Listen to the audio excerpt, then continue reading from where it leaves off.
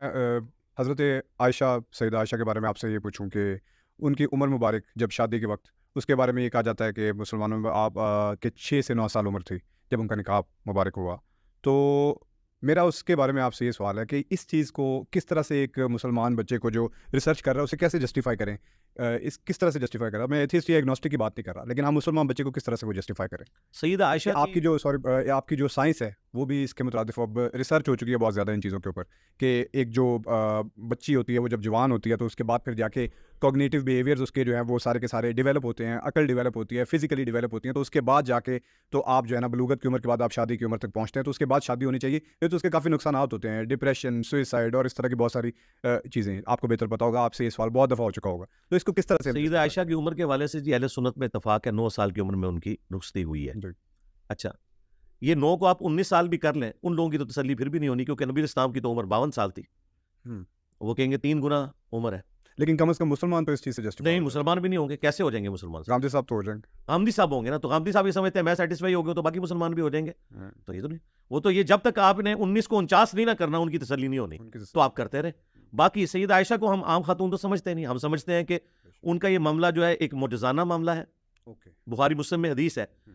कि 3 रातों तक हज़रत जिब्रील अलैहिस्सलाम ने नबी अलैहिस्सलाम को ख्वाब में तस्वीर दिखाई थी सईदा आयशा की कि ये आपकी होने वाली बीवी है। बीवी, तो सईदा आयशा कोई आम खातून नहीं है। बेशक। ना हम इस 9 साल की उम्र की लेगेसी को ये कहते हैं कि उस तरीके से आपने उम्मत में ट्रांसफ़र करना है। जी। वो एक यूनिक पर्सनैलिटी है। हुँ। वो वाहिद बीवी है नबी अलैहिस्सलाम की जो कंवारी थी और 47 साल बाद में ज़िंदा रही और दीन की तालीमात उन्होंने आगे ट्रांसफ़र की उम्मत तक। जी।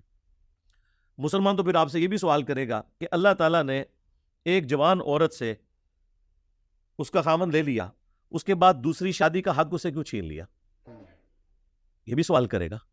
तो कुरान ने तो कहा हुआ है कि नबी की बीवियों के साथ निकाह नहीं हो सकता। अल्लाह के नज़दीक ये बहुत बड़ा गुनाह है, सूरतुल अज़ाब में है हुँ। कि तुम नबी अलैहिस्सलाम के दुनिया से तशरीफ़ ले जाने के बाद उनकी औरत से निकाह करो। वो तो बल्कि कुरान यहाँ तक कह दिया कि वो माँ है तुम्हारी, कुरान अन्नबिय्यु में कह औला बिलमुमिनीना मिन अनफुसिहिम व अज़वाजुहुम उम्महातुहुम। लेकिन बच्चा तो पूछेगा ना कि एक औरत एक कमरे में 47 साल अकेले गुजार रही है, हुँ। उसकी औलाद भी कोई नहीं है, हुँ। जवानी में वो बेवा हो गई है, जी। ठीक है? हमारे नज़दीक 18 साल की उम्र में, गामदी साहब के नज़दीक चलें 27 साल की उम्र में, जी। ठीक है? अब पूरी ज़िंदगी उसने बगैर खामंद के गुजारी है, तो फिर गामदी साहब से अगर कोई बच्चा ये पूछे कि अल्लाह ताला ने उस औरत से ये हक क्यों ले लिया हुँ। कि वो अकेले ज़िंदगी गुजारेगी? हुँ।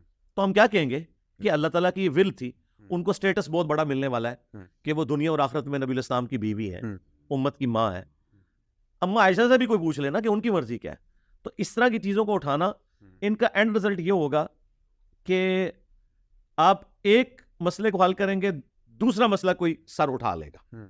अगर तो होना कि हम उम्मत में ये तरगीब दिलाते हों कि 9 साल की उम्र में ऐसा होना चाहिए।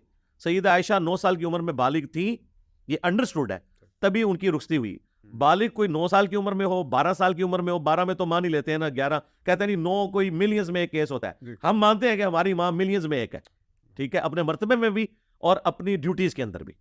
तो आप इस तरह के मामलात को लेके तब इल्ज़ाम लगाएँ जब इसे एक्स्ट्रापोलेट करके हम इसके ज़रिए कोई रिज़ल्ट निकालना शुरू करते हैं। रिज़ल्ट वही है कि जब तक औरत बालिगा नहीं होती है, जी।